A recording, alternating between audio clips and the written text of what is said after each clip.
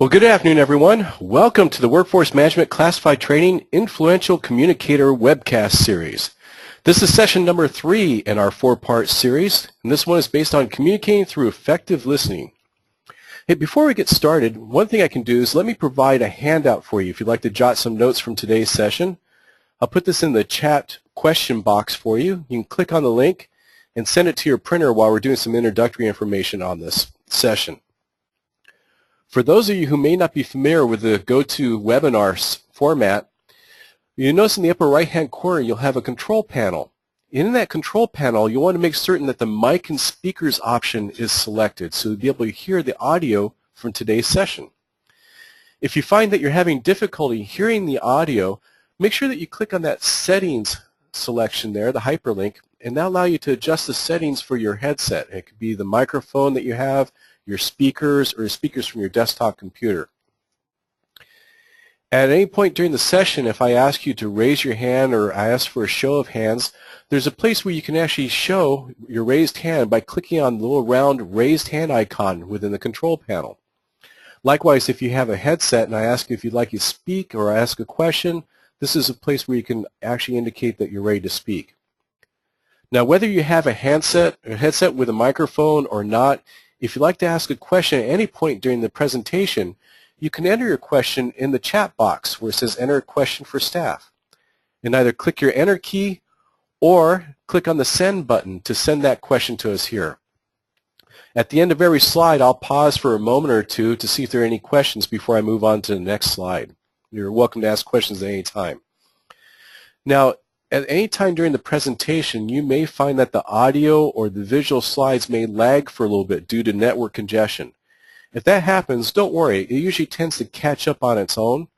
If we find that there are a lot of lags and you have a hard time getting through the presentation, please know that we're recording this presentation and we'll be archiving it and placing it in the learning zone for later viewing. So after a few days, it should be available for you to sign up and view like you would any type of video. So that presentation will be ready for you. With that being said, at some point during the presentation, you may find that your control panel may reduce down to an icon on the side. If you'd like to open that back up so that you can type a question, just click on the little orange button that appears at the top, and the window will slide right open, and you have the opportunity to type questions, and again, click send to send those questions to us. With that being said, let's go ahead and take a look at today's presentation, Communicating Through Effective Listening. You know, many people, when they think about becoming an influential communicator, they think it's all about saying the right thing or posing the right question or doing the right thing. And really, our gift as a communicator is not so much through what we say, but it's how we listen, how we can cause others to feel heard. And that really happens very rarely in the workplace or at home. This is a skill that you can take with you anywhere. And I have to tell you that you have my admiration. As I mentioned in the last presentation, many people spend more time, more money on their outsides than they will on their insides. They'll spend more time and money on their hair, their clothing, their makeup, or working out at a gym than they will in improving their own ability to work with other people. And by taking this time that you are right now, this 1 hour, means that you're ready to invest in yourself to develop those skills. And developing your listening skills is something that you'll be able to take with you wherever you go, whether it's at work or whether it's at home, wherever you go. So let's take a look at what we'll get out of today. Some of the objectives that we have for today is that by the end of this session, you'll be able to list the 3 types of listening problems. You'll be able to describe behaviors that show others that you're listening to them. You'll be able to list actions that kill conversations. You'll be able to demonstrate how to effectively question to get to better understanding with other people. You'll learn how to explain how to listen when conversations become difficult, to be that person who's at their best, even when others and situations are at their worst. Now, what do you get out of that? Well, some of the benefits are that you'll be able to better understand what other people are saying. But even more importantly than that, you'll be able to better understand what others mean. Because not everybody's a gifted communicator. We talked a little bit last time about where do we learn our communication skills? Well, we just pick them up as we go. And sometimes the people that we have to interact with may not be the most gifted communicators in the world, and we can help them to communicate a little bit better what they mean. And the benefit from that is that will cause others to feel that they've been heard. They'll have that sense of satisfaction. and they'll want to communicate with us even more in the future. Okay. So that's the benefit that we look at. Now, we've all come across some people who are better skilled than others, that have better listening skills than others. And think about the people that you've dealt with in the past that have been not so skilled. What were some of the things that they did that showed that they had a less skill than others? And if you have a headset, you can go ahead and just raise a hand, and I'll open up the audio channel for you. Or if you don't, or just don't feel like talking, go ahead and put it into the question box and go ahead and click send. So the people you've met who've been less skilled, what were some things they did that showed that they were less skilled?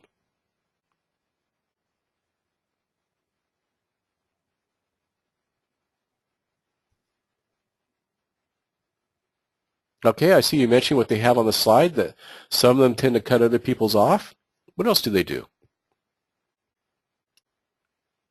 Yeah, they just plain get mad, don't they? They get mad and defensive when they're having a hard time understanding.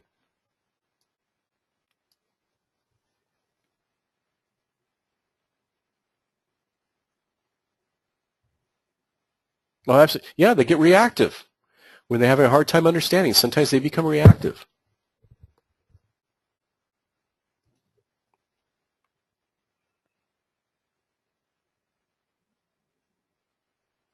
Absolutely, yes. They tend to interrupt.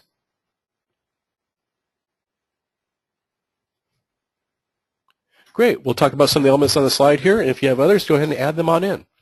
So we do find that some people tend to cut others off, or they finish their sentences when the other person starts to hesitate. There's that sense of impatience. Maybe they interrupt others, or they make a statement for a solution or decision when the other is not ready to offer it themselves. Yeah. They may give indicators that show that they're too busy to listen to us, or they're too busy constructing their own response.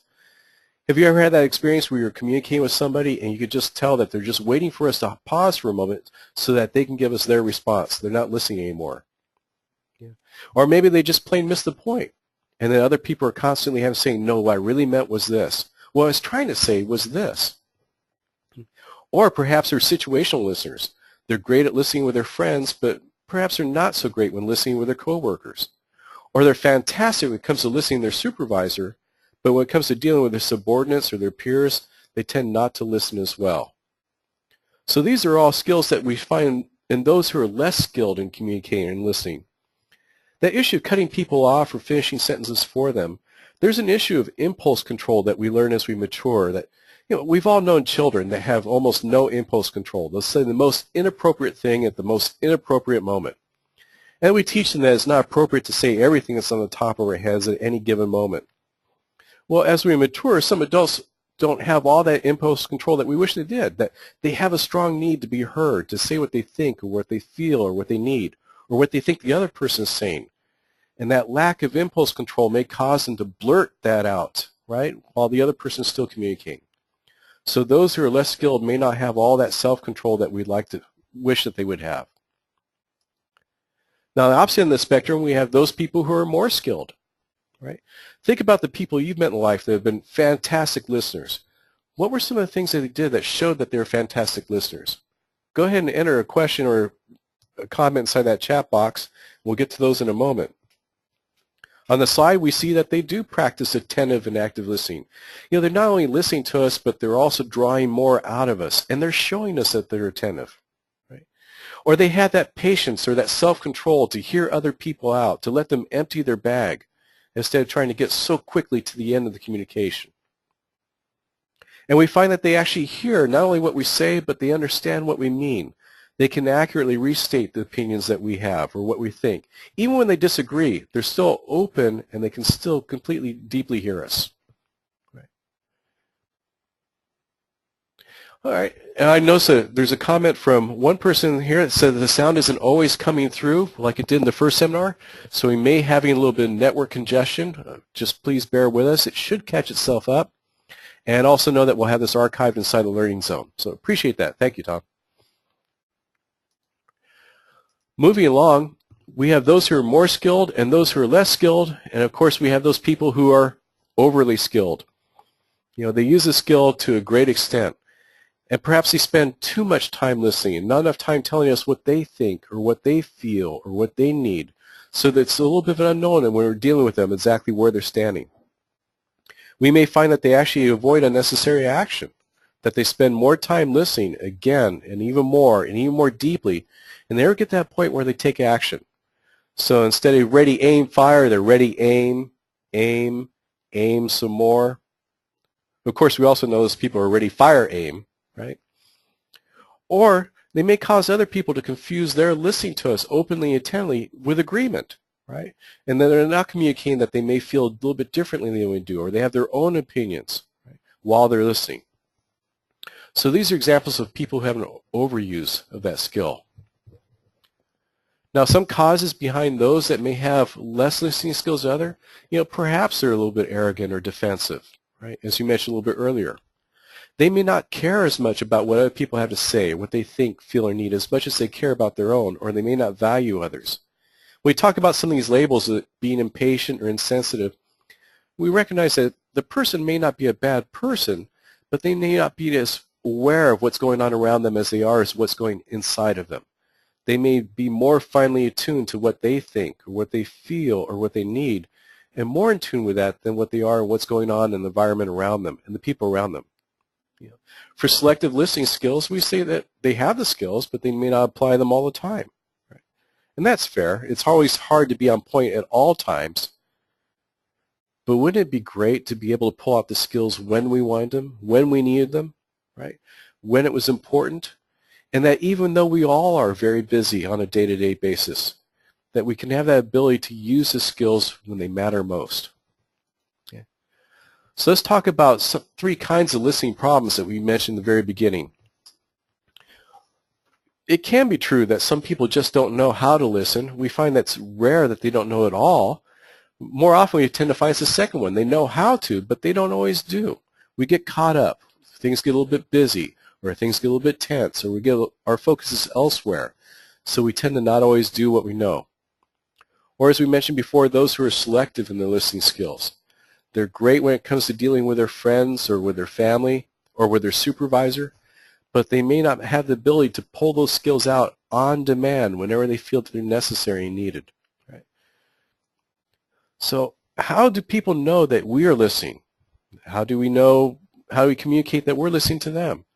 Well, step number one, we close our mouth and just stop talking to allow a little bit of silence within the communication, within the interaction. Studies have shown that the average person is comfortable with about 2 to 3 seconds worth of silence before they feel the need to fill that void with more words. We can become that person who's comfortable with a longer period of silence to allow more time to go. In some of my training sessions, I love to do an interaction with a group where we find out if they're visual learners, if they're auditory learners, or they're kinesthetic learners, and I ask them to take their thumb and forefinger and form a circle with it and put an arm's length in front of them. And while they look at me so that they can see what we're going to do, I ask them to take that thumb and forefinger and put it right on their cheek. When I say that, I take the thumb and forefinger, I put it right on my chin. And the vast majority of people bring it to their chin just as I did, rather than what I said, put it to their cheek. Now, the learning point here is that some people get to their cheek just fine, but it takes them a while to do it. They'll leave that thumb and forefinger out for a long period of time, and they look at me, and they look at me, and they look at me some more, and then they move it very slowly to their cheek. Right? Or they'll move it towards their cheek, and as they're doing it, they move their head back so they have a little bit more time. Right? Those people may be what we call slower processors. The slower processors take more time to weigh what they think, what they feel or need, or what they experience with other people before they respond. So they may need more silence before they give a response to what we're saying. Right. We talk about eye contact. We say that the average person is comfortable with about 2 to 3 seconds worth of silence. The average person tends to be comfortable with about 3 to 5 seconds worth of eye contact. Bert Decker is a communication consultant from Northern California, said that people expect, we know that people are more aggressive in nature, they tend to hold eye contact for a longer period of time. People who are more passive in nature tend to hold eye contact for a shorter period of time. Right? So when I'm communicating with somebody else, how long should I hold eye contact? He found in their studies that if you hold eye contact for any longer than 10 seconds, most people expect to be either hit or kissed. They view it as a sign of either affection or aggression. So when I'm dealing with somebody else, how long should I hold eye contact? My rule of thumb is I tend to hold eye contact for about as long as they do. If they tend to look away often, because some people can't really think very well when they're making eye contact. They need to look into the distance or look out in the window. So if they break eye contact, I'll break eye contact. If they tend to lock on for longer periods of time, I tend to lock on for periods of time too. Watch that facial expression. That can make the whole difference in the interaction with that person. So number one, I allow a little bit more silence so they can think before they respond. I try to provide the type of eye contact to show them I'm listening. I try to avoid messages of non-acceptance. This could be frowning as I'm trying to think. They may read that as non-acceptance of what they're saying. Or it can mean crossing my arms or leaning back in my chair when they're in the middle of expressing something. The other person may read that as non-acceptance. Right? So these are messages I may show. Or looking at a clock or looking at my watch to show that I'm trying to go someplace else. Right? Now, here's an extra hot tip. It's not part of this training, but I'll throw it in for free, is the acronym SOFTEN. If you're printing out your handout earlier, you may want to write this down. The acronym SOFTEN can stand for I smile if I feel it's appropriate to the interaction. Okay? Now, if they're sharing a very difficult experience that they're having, that may not be the time to smile. But if I feel it's appropriate, I may smile with that person. If I'll hold eye contact, O stands for open body posture, right? I try to uncross my arms because I'm not sure how they're going to read if I have my arms crossed. F stands for forward lean. I'll lean forward in my chair. For many people, that will signal acceptance or interest. T, I'll touch if it's appropriate. Very careful about this in the workplace. I tend not to touch as much in the workplace. If anything, it's just a light touch on the shoulder if it's appropriate. We talked about E, eye contact. And N, I'll nod. And I'll nod to say, yes, I agree with what you're saying, or yes, I hear what you're saying. Okay? So the SOFTEN acronym. And then finally, how do they know I'm listening? I'll paraphrase for that person. When I paraphrase for that person, I may repeat back a little bit of what they said. Okay, so this happened, that happened too. It gives the other person the opportunity to either confirm or correct my understanding. Okay? I see I have a hand raised here. Let me go ahead and open the audio channel for Tony. Tony?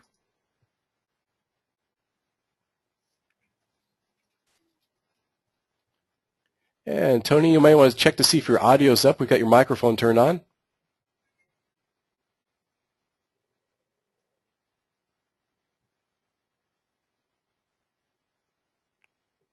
Okay, Tony, the mic doesn't seem to be working, so if you'd like to go ahead and enter either your comment or your question inside the chat box, we'll be sure to answer it for you.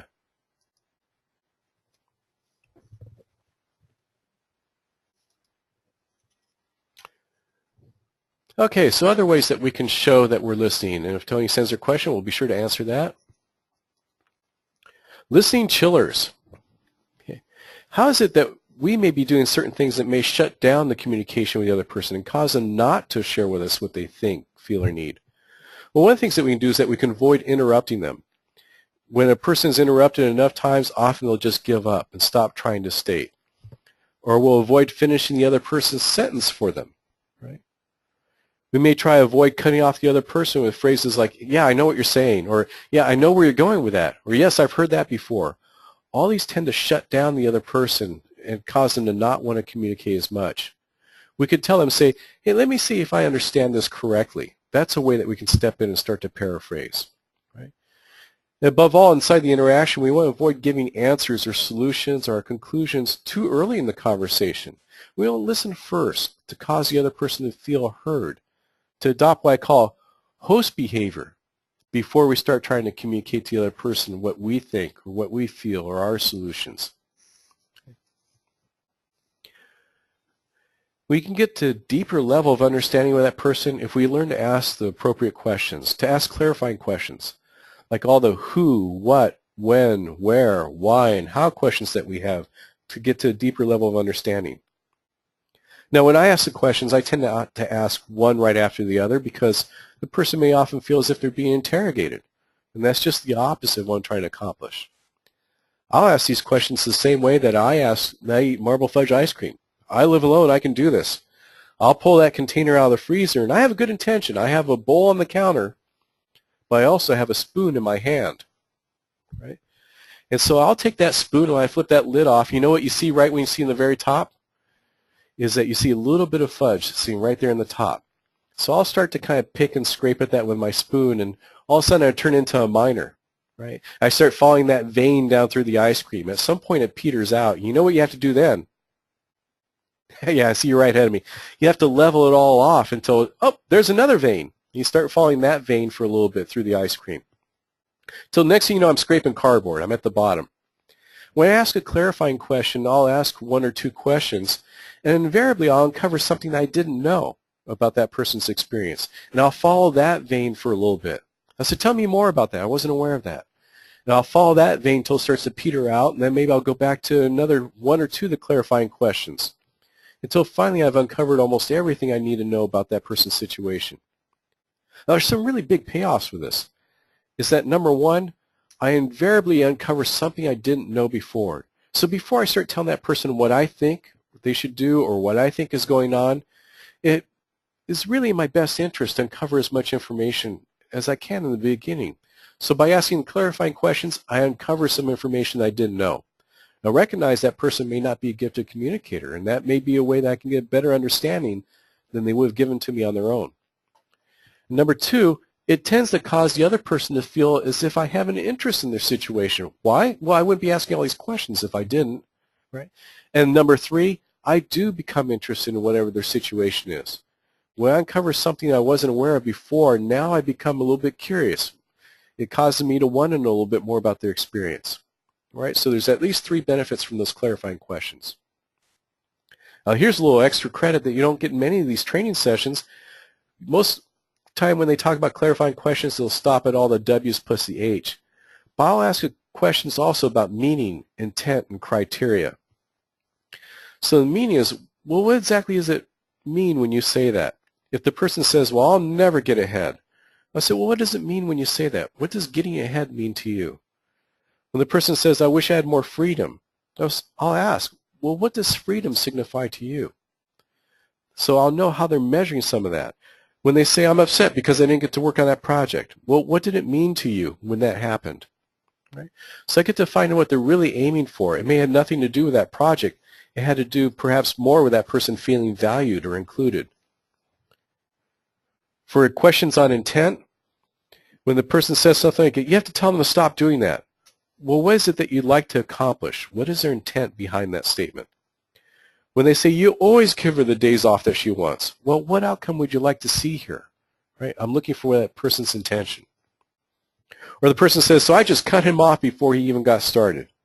What is it that you're trying to accomplish when you did that? Right? So I get to find out what their intention was behind their behavior, a much deeper level of understanding. When we talk about criteria, may say that, that happens all the time. Well, how is it that the person's measuring all the time? How often is a lot or all the time? Or say that person was just plain rude. Okay, well, you said the person was rude. What happened? I'm trying to find out what their criteria is for rudeness. Right? Well, let's say, you have to tell them to leave me alone. Well, what would a successful outcome be for you here? So asking questions about meaning, intent, or criteria is another way of reaching a deeper level of understanding of the person to cause them to feel heard and understood. We mentioned in the beginning about those people who go through selective listening. And we ask, do you sometimes listen more intently to some people, not others? It's easy for us to listen to friends or perhaps to family, right? But sometimes it's a little less easy if we don't have an emotional investment in the other person. So can we pull those skills out on demand when we need them? In some situations, it's easier for us to listen than in others. Perhaps when we're feeling attacked, it's harder for us to be open and listening, communicative. Perhaps if we're feeling stress, it's harder for us to listen. Or if we're feeling time pressure, it may be harder. In some settings, it may be harder to listen than in others. So in situations where we're supposed to be the expert, maybe it's hard for us to be open and receptive to what the other person has to say. If we're dealing across a counter with a customer who might be a parent, or if we're dealing with adult to youth, perhaps in that setting it's a little bit more difficult for us to be open and listening. Right? Maybe the available time will have an impact on our ability to listen to others. We feel pushed or rushed, and we feel that we don't have that time to stop and really cause the other to feel heard. That may also be a self-imposed limitation. Do we really have a time constraint that is real and concrete, or is it something that's self-imposed that we put upon ourselves? In all these situations, we can challenge ourselves to listen and to be that person that makes that time and causes that person to feel valued and important. It's easy to listen when everything is going right, when we're the right person, the right time, the right situation. But can we be that person who's at our best even when the situation may be at its worst? Sometimes we may find it difficult to listen to those who waste a lot of time, right? That person who may be taking more time than we feel that is due for the situation or the experience that they're trying to express to us. So we need to avoid sending messages of non-acceptance, to avoid rolling the eyes without thinking about it, to avoid looking at our watch, right? To avoid looking past that person, or being that person whose eyes just check out momentarily while there's. Those are all messages of non-acceptance they may receive for us. To be tactful when we're dealing with that person, to be direct but kind. You know something? I'm having a hard time listening to what you're saying right now. Can you help me? Can we get a little bit quicker to the point, or can we talk at a different time? That's a way that we can actually be assertive with that person in a kind way, to be direct and say, I want to hear what you're having to say, but I'm having a difficulty here. We could use what's called the paraphrase and pivot. Paraphrase is when we wrap up a little bit what they say. Okay, so you shared this, this, and this, and now what can we do here? This is where you shift to meaning, intent, or criteria statements, right? So you said the experience is this, this, and this. You're trying to do this, this, and this, and now what can we do about it, right? The and now would be the pivot towards looking for a solution. Or we could ask for their help to getting to the point. You know, it's really important to me. I want to hear what it is that you have to say. But I'm having a hard time right now because I only have a little bit of time to listen. Is there a way that we can get more quickly to the point? Or, you know, sometimes when we're talking, we tend to ramble. Notice how I use the we there, the inclusive we. We tend to ramble a little bit before we get around to the point. Is there any way that we can get to the point first and then talk about all the experiences around it that would really help me to hear you? In all these cases, we're showing the person that we value them and we value what they have to say, but we're trying to get to that point. When we talk about listening under duress or when we're feeling stress, we ask, what happens if we feel criticized or we're feeling attacked and threatened? It is harder for us to listen to others then, isn't it? Don't we tend to want to dig in and protect ourselves? So how do we cause the other person to feel important and heard? One thing we could do is that we can focus that if the other person is expressing, let's say, anger towards us, and we talked about anger a little bit in the last session, that anger tends to be a secondary emotion. Often we feel one thing first, and then we get angry in order to deal with that. So the three feelings that may come first might be either hurt, frustration, or fear. That the other person may feel hurt and now they're getting angry in order to deal with that hurt. Or they may be feeling frustrated and they're getting angry in order to deal with that frustration. Right? Or they may feel fearful, right, or threatened in some way and they're getting angry in order to deal with that feeling. So if I feel as if I'm being criticized or attacked, I try to look for that person's root emotion first. Oh, they're just feeling frustrated. It makes it easier for me to understand what they're going through rather than focusing on my feelings of feeling attacked. I try to focus a little bit more on understanding what the other person's trying to tell me. What experience are they having? I try to focus on the problem and not so much on the person who's expressing it. If at all possible, I try to give them an opportunity to vent, right? To empty their bag and to share with me all their experience and all their feelings. And I may even ask more clarifying questions to draw more out until the other person is virtually spent. Once their emotion has expended themselves, they're often more open and pliable in response as well. And we can deal with the situation together, right? To work on it together instead of as adversaries. I try to separate that person from their feedback too. What is it that they're trying to communicate? I would focus less on them and more on what it is that they're trying to communicate and to try to deal with that objectively so I feel less threatened and less stressed by their response.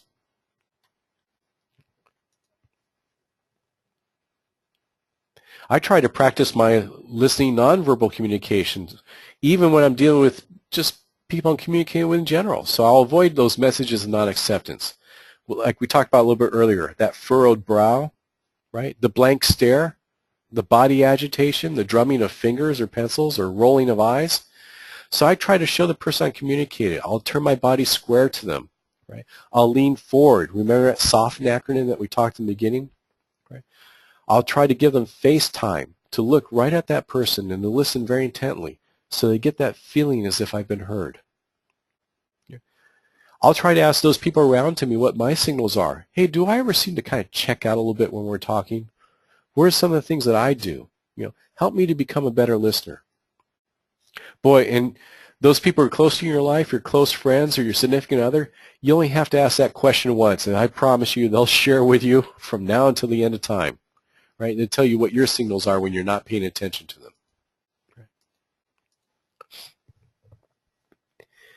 If I want a little extra for experts, I can practice listening to people I don't particularly like, that I don't feel an affinity for. Anybody can do these types of things with their friends or when things are going well, but can we pull them out at will and use those skills that we need to use even with people we don't get along with particularly well? So I'll look at those people and I say, their friends see something in them, their mother sees something in them. What is it that they see in them? What are their strengths? I'll look for those areas that we have in common. I'm sure that person and I, we both want something. What is that one thing? So I'll look for those common interests. This is what we mean by affinity. I try to get to the same side of the table that they're sitting on, if not physically, at least emotionally, and say, what are they doing? What can we do to become more effective? Right? I may ask more questions and I'll talk a little bit less. I'll tell them a little bit less about what I think, what I feel, or what I need. And I focus a little bit more on what is it that they're trying to communicate to me. What are their needs? How can I help them to meet some of their needs so that they can feel cared for? I'll try to avoid judging their motives or their intentions. I'll try to avoid saying, I know exactly what they're trying to accomplish. I know exactly what they're about. Instead, I try to get them to communicate that to me. And I'll ask those meaning, intent, and criteria questions that we mentioned a little bit earlier. Okay. What is it that you'd like to see happen here? What would be a perfect outcome? Right? I try to get them to communicate rather than trying to guess that for that person. Right? Now, there are people that I work with or I may deal with that I like, but they may not be making the best use of my time. So how can I help them to communicate more effectively? So if that person's disorganized in how they communicate themselves, they're all over the place. They're going from tangent to tangent to tangent. I may try to help to keep them on track by summarizing. Okay, so the first point is this. The second point is this. The third point is this. Or if that person just chit-chats, they go from topic to topic, I may try to ask them a couple questions to help them refocus the communication. Right? Or if that person just wants to unload a problem onto me and get me to solve it for them, I'll show I'm listening perhaps by summarizing some of their key points, but I'll try to avoid providing solutions for them. Right? Now, all these bear in mind, know that we need to be situationally aware. So, for example, if I'm dealing with my boss or if I'm dealing with a parent, I may allow that person to chatter a little bit more before I ask questions to help them refocus. If it's my role to solve the problem for them, then I don't try to avoid providing solutions. I generate the solutions. So I need to use these techniques intelligently according to my role and the person I'm dealing with. For chronic complainers, I may ask that person to write down some of the problems and some possible solutions. But if my boss is a chronic complainer, I'm not going to do that with my supervisor. Not saying that she is. She isn't. Don't get me wrong. But I would never say to my immediate supervisor, why don't you write down some of your problems and solutions and then we'll discuss. Right? That wouldn't look well on my evaluation form. Right? Somebody who complains about other people, I may encourage them to talk to that person directly instead of talking to me about them. I may summarize some of their saying without agreeing or disagreeing, right? But I want to make sure I don't get into that gossip chain if at all possible. Encourage them to go directly to that person if they have an issue with that person. So putting it all together, what we've been talking about in this session, Three kinds of listening problems: those who don't know how to do, those who do know, right, but don't always do what they do, and those who are situationally aware. We talk about how do people know we're listening. We talked about that SOFTEN acronym to show that person that we're open and listening, communicating with them. We talk about those things that put a chiller on the communication cycle with dealing with them and how not to do those things. We talked about the clarifying questions to who, what, when, where, why, and how, and also about asking questions about meaning, intent, and criteria. We talked about not using selective listening, about listening to our peers just as well as we listen to our friends, and listening to that customer who might be a parent or our supervisor just as we listen to our direct reports. We talked about listening to those who waste a lot of time or those who put us under duress, or how to work on our non-listening verbals to cause that person to feel heard. We talked about listening to people we may not particularly like, or listening to people we like but they may use a lot of our time. So these are ways that we can pull out these skills in order to communicate and listen to other people to be at our best by choice rather than by chance. But it doesn't have to end here. If you'd like to continue your skills for both listening and other communication skills, you can go to our website at oetraining.net or classifiedtraining.lausd.net, and underneath Employee Resources, you can click on our Just-in-Time Training Support pages.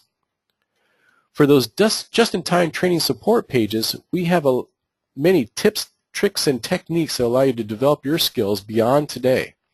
So for example, we have one based on just communication skills alone. And if you'd rather go directly to that page, I'll send the link to you now where you can open up the communication skills page. And this is where we have frequently asked questions that I receive at many of my training sessions. We also have white papers that we've written, for example, breaking through barriers to effective listening. We have tap dancing through minefields, how to avoid unintended put-down messages.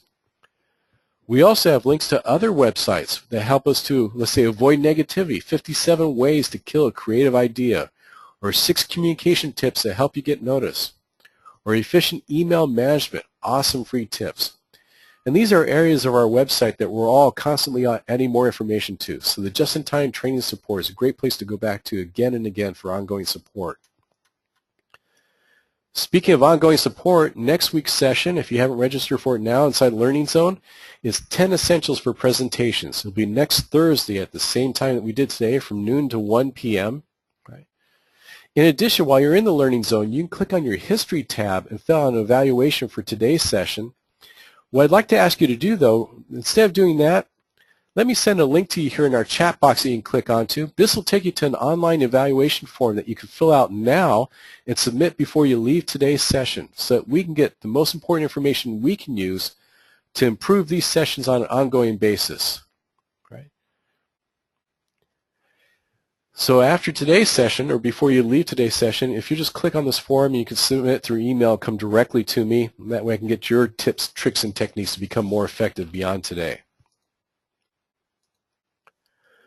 So communicating through effective listening. Many people sign up for this Influential Communicator webcast series because they want to learn how to say that perfect thing. Right? Rather than being able that person who can say that perfect thing, we can communicate our skill as a listener that will cause the other person to feel heard. And that may be the most important thing that we can do for those people throughout.